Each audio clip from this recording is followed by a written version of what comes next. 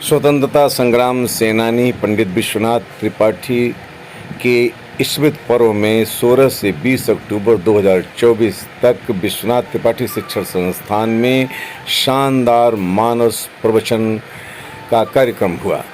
इस कार्यक्रम में हमने कुछ मानस मर्मज्ञों से बात की। उसमें आज हम आपको प्रस्तुत कर रहे हैं श्री पंडित कथावाचक आचार्य संतोष गौतम, उरई, जालौन, उत्तर प्रदेश। राम कथा जीवन के कल्याण के लिए हमको हर क्षण हर पल प्रेरित करती है।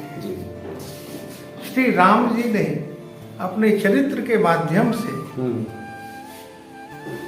हमको क्या करना चाहिए, हमको क्या नहीं करना चाहिए, और यूं कहें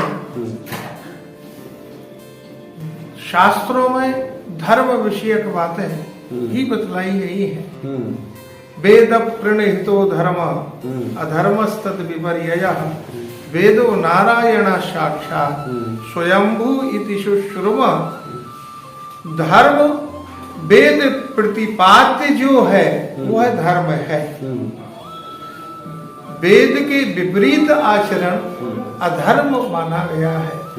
लेकिन राम जी के चरित्र से, राम जी के चरित्र को देख करके सीधे शब्दों में यूं कहा जाए कि यदि हमने राम जी के चरित्र को देख लिया, राम जी के चरित्र को सुन लिया, तो ये रामो विग्रहवान धर्म। वेद में क्या लिखा है ये हम नहीं जानते, क्योंकि निश्चित रूप से वेद किसी व्यक्ति के द्वारा नहीं बनाए गए। भगवान के श्वास से वेद का जन्म हुआ है। अपौरुषेय इनको कहा गया, किसी पुरुष की कृति नहीं है। लेकिन हमारी वो क्षमता नहीं है कि वेद में ज्ञान, कर्म, उपासना का जो वर्णन है हम समझ सकें। लेकिन रामचरित्र मानस के माध्यम से यदि श्री राम जी का हमने दर्शन कर लिया तो हमारे जीवन में हमारा कल्याण कोई रोक नहीं सकता है। और यही रामचरित्र, राम कथा की विशेषता है कि ये राम कथा, ये तो हमारी कथा है। जहाँ प्रातः जो श्री राम जी महाराज कहते हैं कि हमको आचरण कैसे करना चाहिए। प्रातः काल उठ के रघुनाथा, माता पिता गुरु नामहि माता। ये जीवन में पद्धति, राम जी के आचरण की पद्धति यदि हमारे जीवन में आ जाए तो निश्चित रूप से हमारे जीवन में, हमारे परिवार में, हमारे गांव में, हमारे देश में राम राज्य को आने में देर नहीं लगेगी। एक प्रश्न और गुरुजी साथ ही साथ जो हमें सबसे पूछा है, भाव विवल करने वाला कोई प्रश्न होता है।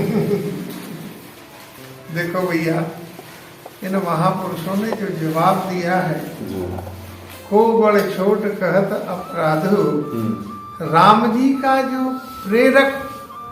प्रेरणा है,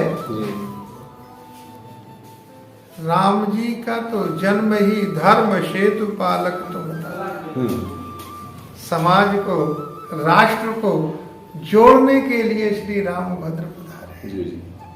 और मुझे ऐसा लगता है, एक नीति का वाक्य है, नंग नाद्य सखा कश्चित नहीं विद्वान पुरुष सखा। कभी भी मूर्ख का व्यक्ति विद्वान नहीं हुआ करता, कभी भी बलहीन का मित्र पहलवान नहीं हुआ करता, कभी भी विद्वान का मित्र मूर्ख नहीं हुआ करता है। लेकिन श्री राम जी ने अपने चरित्र के माध्यम से इस संशय को दूर कर दिया। हनुमान जी जैसे व्यक्तित्व की आवश्यकता श्री राम को थी, क्योंकि जानकी जी का पता लगाना था, रावण का उद्धार करना था।